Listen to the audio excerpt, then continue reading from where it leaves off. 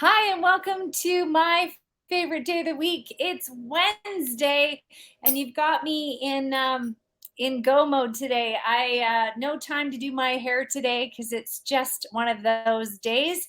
So don't mind my ball cap because it's not about me. It's about my guest today, and I'm so excited to get to the conversation with Kim. But before Kim and I get going, we of course want to thank Shelly Lynn, the amazing founder of Pursuit 365, because without her, Kim and I wouldn't be here.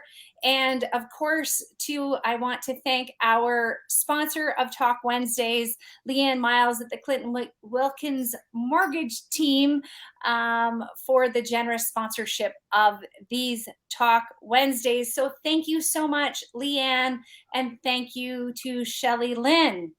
All right, without further ado, Kim, welcome to Talk Wednesday. I'm so excited to hear about what a vagina coach is all about. So Kim and I have only met via email, and that's how her emails are signed. Kim Vopni, the vagina coach. So Kim, how does one become a vagina coach? What does that mean? What does that entail? Like so many things. Tell us all the things. Yeah, thank you. Thank you, Shelly. Thank you to Steph for having me today, and for everybody who's listening.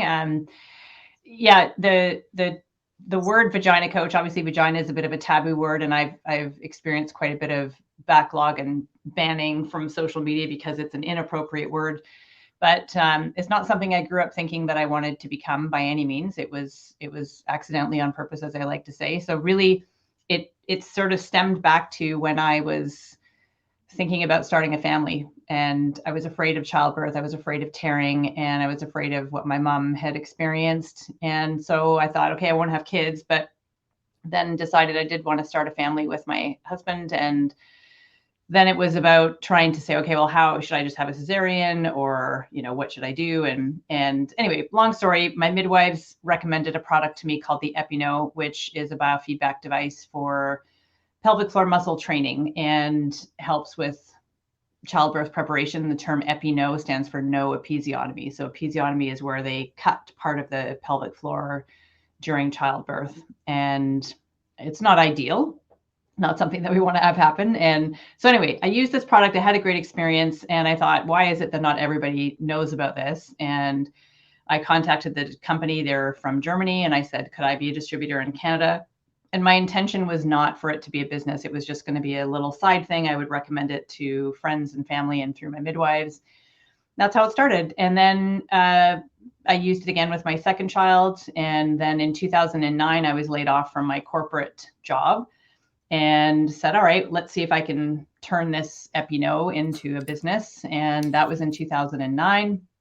And a lot of the principles that I was talking about with people had to do with fitness and stretching and strengthening in preparation for a physical event. And my previous life before I was in the corporate world was in fitness as a personal trainer.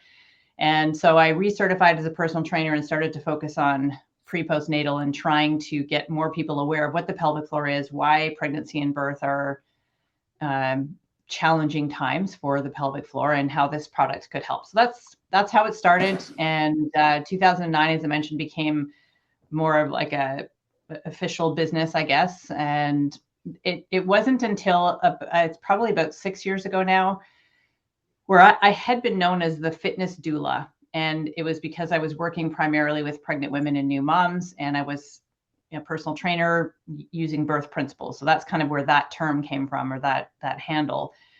And then as I started to work with people in, perimenopause and postmenopause, the doula word wasn't quite as relevant. And so I knew I needed to have a bit of a change. And so I was presenting at the Mompreneur conference. Mompreneur is now called Revolution Her, and in Toronto. And I went up on stage and sort of joked to everybody that, now you have a vagina coach for your business, because all the speakers were some sort of a business coach. And so I joked that, hey, you have a vagina coach for your business. And it was this bit of, a bit of a light bulb moment. And I thought, that's it. it sums up everything. It's a word that nobody likes to say. It's very taboo, but we have to normalize it. And that's been about 5 or 6 years or so that I've been using that handle, and that's how it all happened. Unbelievable. And it's still so crazy, right? There've been women on this earth for how many years? We all have one, yet like why is it such a taboo thing? So, really it's because of people like you normalizing it more. And like it's just a term. It's no different than your arm or your nose or your forehead, right? It's a body part, really. And it serves an amazing function in so many ways. But yeah, it just has to be used more. So it's because of people like you putting it out there and not making it a thing. So that is fascinating. So fascinating. So it's interesting now as entrepreneurs, right? How the world sort of presents these opportunities and how you're willing to jump into this opportunity. So what does your business model look like, Kim? So, are you strictly an online coach? Do you do in person? Like what's sort of your business model of how you work? Like, are you one-on-one? Do you do classes? Do you tell us a little bit more about that aspect of things? Yeah, well, my business now looks very different from when I started. So when I initially started, as I mentioned, I had this product, and I started a website, and so it was as the world of e-commerce was starting to become popular, and so then I thought, okay, well, if people are coming for this, let's see what else, so I had a bunch of different products, all related to mainly pregnancy, but started to expand into other pelvic health products as well. And so it started out as an e-commerce store. So I was doing all of the fulfillment. I was the Canadian importer distributor for this, plus a couple of other medical devices. And yeah, that's how it started. And then a couple of years after that, I met 2 other women, and we saw a void in the postpartum recovery space. And so we actually entered into the world of manufacturing our own product. And I thought, okay, well, I'm already set up doing fulfillment, and this will just be another product that gets added to the mix. And that took a lot longer to design and get our product manufactured. We thought it would be sort of a year-ish. It was about 4 years. But we finally launched that product or that brand, and that then became another part of my online business. Plus, we started to put it into pharmacies, and so we had other distributors. And so that's kind of what was happening for a while. But then we also created, as in that second business, it was called Bellies Inc. We created certification courses for fitness professionals. And so we started those in person. And then we started to see that there was this whole world of online education opening up. And I was starting a few in my own business. So I had created a program called Prepare to Push, which was prenatal preparation course, obviously designed to educate people about pelvic floor and pregnancy and birth, and also tell people about the Epino. And then we started Bellies Inc., and that was the postpartum recovery. And we had created a product called the AB System, which was a wrap and an exercise program used for recovery. So it was starting to, that was really kind of a pre-postnatal realm. Did that for a number of years. And then myself and my business partners, we were all going through perimenopause. And we were recognizing that this conversation of pelvic health is not just do Kegels when you're pregnant. It's through all the life stages we go through. And we were also I was the one who was handling all of the fulfillment. And it was really not I don't love shipping and receiving and managing operations and manufacturing. I love teaching and I love working with people. And so that sort of fortuitously, at the end of 2018, the Epino actually was removed from the Canadian market because of a new Health Canada regulation procedure. And the manufacturers of the Epino didn't want to pay the extra fees and go through the extra hoops that needed to be jumped through for this new regulation. So they chose to leave, and that was a huge part of my online business. So I ended up closing my e-commerce store, still had Bellies Inc. I ended up buying my partners out of that business and was in the process of amalgamating. And then I said, you know what, I'm done with physical product. I really want to be serving people in an online space, because I had people from around the world asking for support. And so sold the product side of Bellies Inc., kept the education.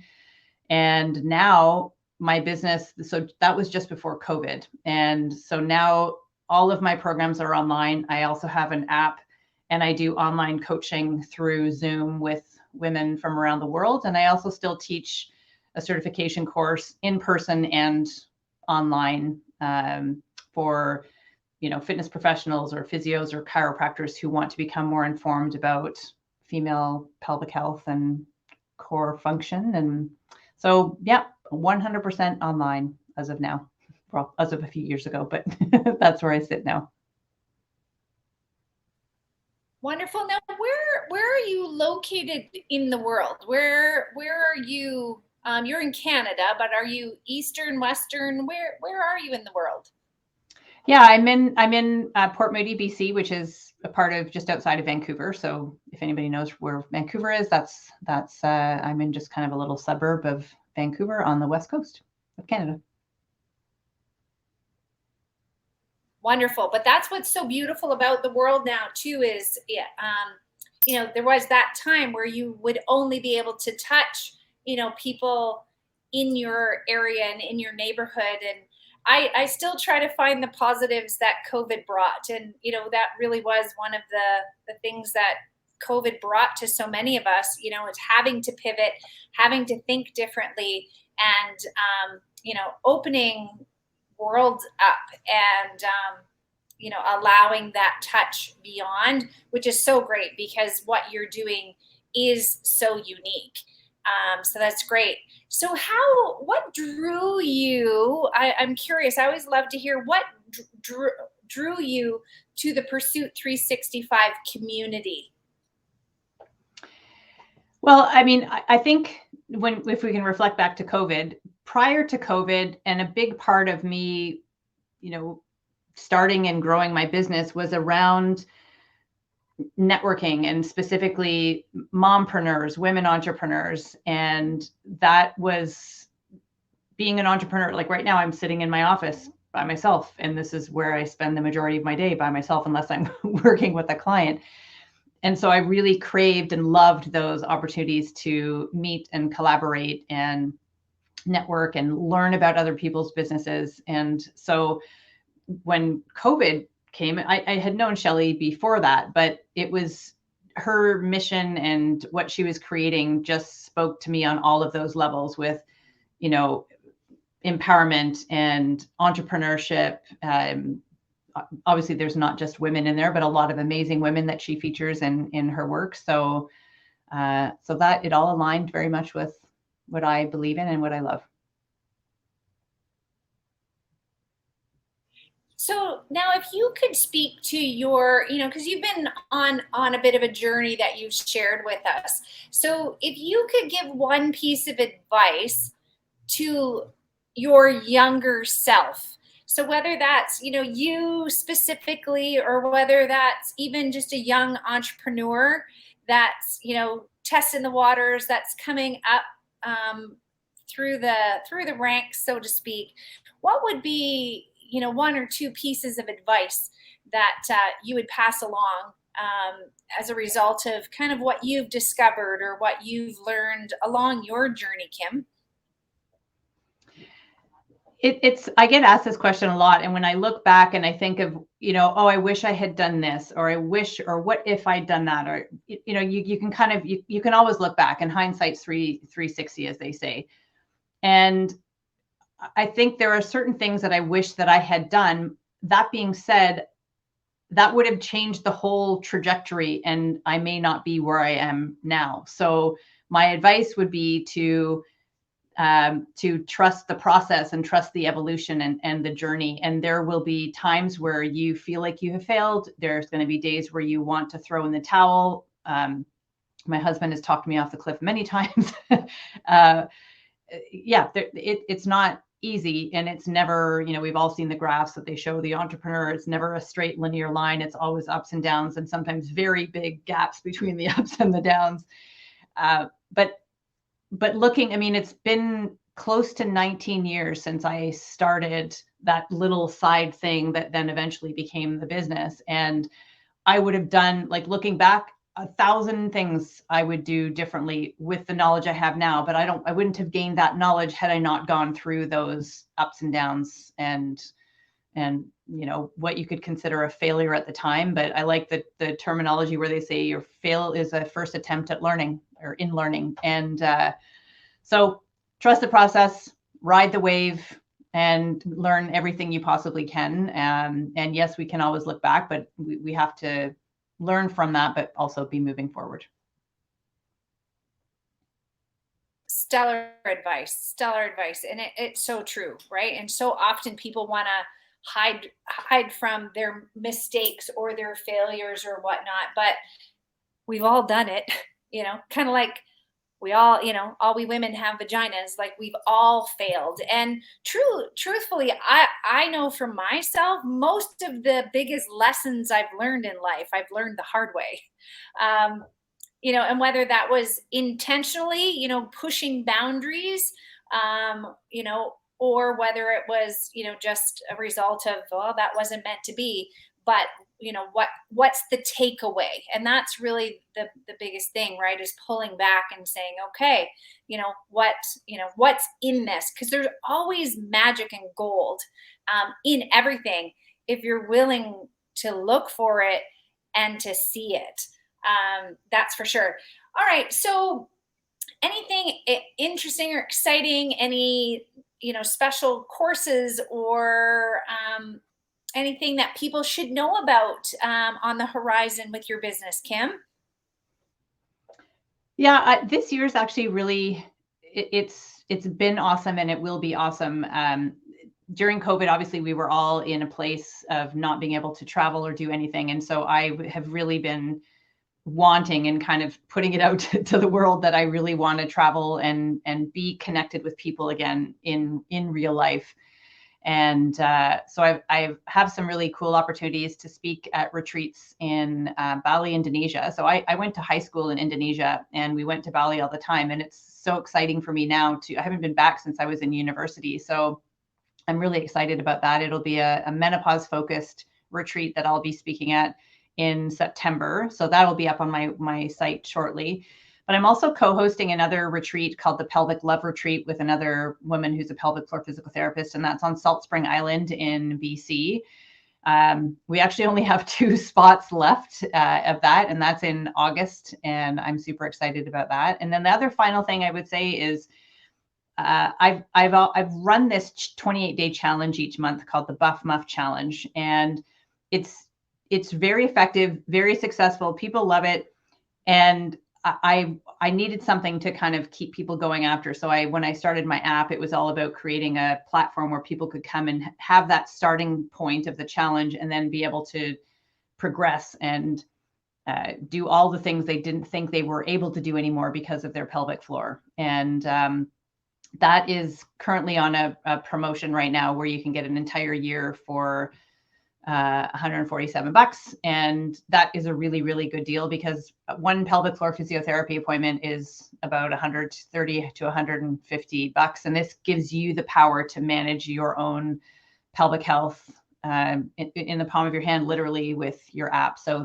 it's called the Buff Muff app. And it really is a valuable tool that helps people move beyond these barriers of these parts of shame and embarrassment and suffering that they've been dealing with, thinking that it's just part of being a woman, or that it's normal because you're getting older, or because you've given birth, or because you're in menopause, or whatever you've been told. And I really want to break down those taboos. So that's a place that I love supporting women through, and it's a really great opportunity to jump in. What a fantastic name. I love it. That it's spot on. It's so great, right? Because who doesn't want that, right? That strength and that vitality. And Kudos to you. If I could high five you, I'd high five you for that one. That's brilliant. That's brilliant. So Kim, as we're coming, closer to the end, I'd love to just learn a little bit more about you outside of business. So we know that you're out in BC, and for anyone that is even remotely interested in one of Kim's retreats, Salt Spring Island is one of the most spectacular places on earth. So what a great reason to have a very interesting retreat in one of the most beautiful places on earth. Okay, so you mentioned that you went to school in Bali. So how does a Canadian gal end up at school in Bali, Indonesia? I think I'm jealous. How did that happen? It was actually Jakarta where I lived. So Jakarta, Indonesia is where I lived. And it was my dad had been given a job opportunity. And so our family moved over there, but we used to go to Bali all the time, both as a family, but also part of school trips. It was really, your weekends away was going to Bali. It just was such a dream. And I feel very fortunate that I had that opportunity. So it was my dad's line of work. And we all just cherish the time that we lived there. My parents ended up staying overseas for many years. They lived in Hanoi in Vietnam for close to 9 years after that as well. And Southeast Asia has a really special place in our heart.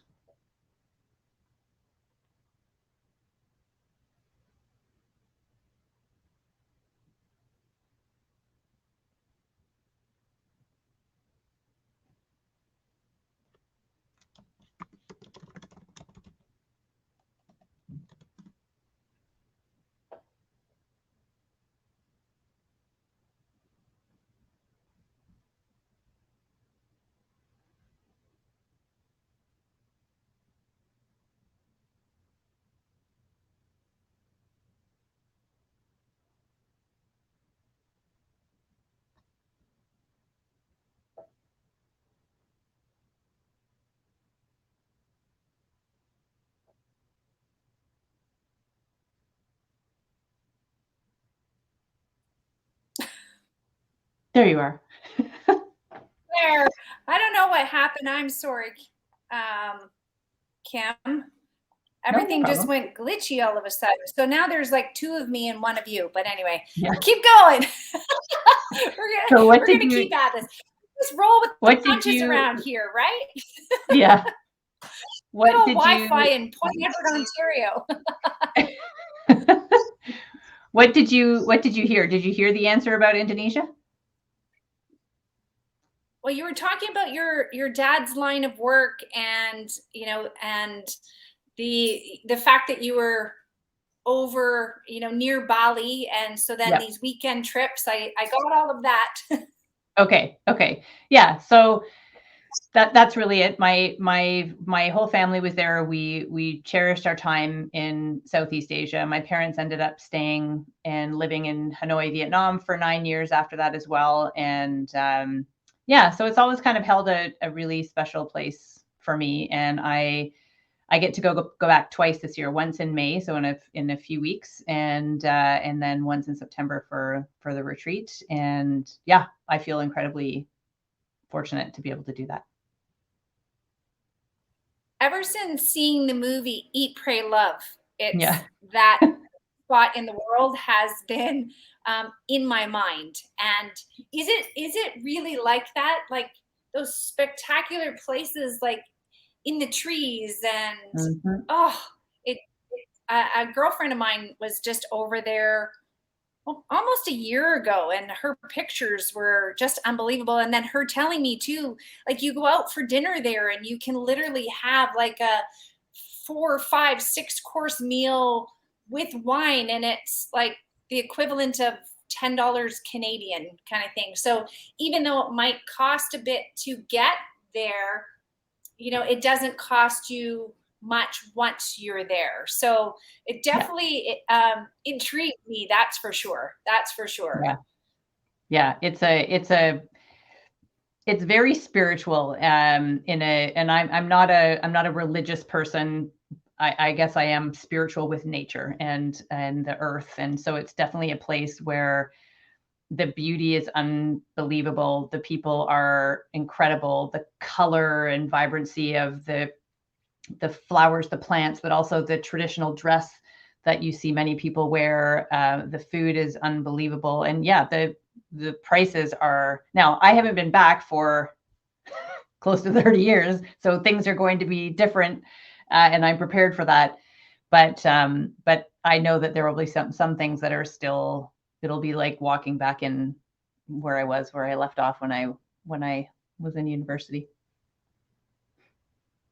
Incredible. Okay, so before we wrap up, I've been having a lot of fun with one particular question with the guests that I've been chatting with on this platform, and so we have a West Coast gal who grew up overseas, who's a vagina coach today. So these things we know about you. But if you, Kim, were to give a TED Talk on nothing that you're known for, what would your TED Talk be about? Wow. Probably something to do with the meditative aspect of art, and actually like doing art of some like painting or sculpture or whatever. It doesn't matter what the modality is, but being immersed in a creative process of creating art and how that can benefit the brain and act like meditation. So are you an artist yourself? Do you practice some form of art?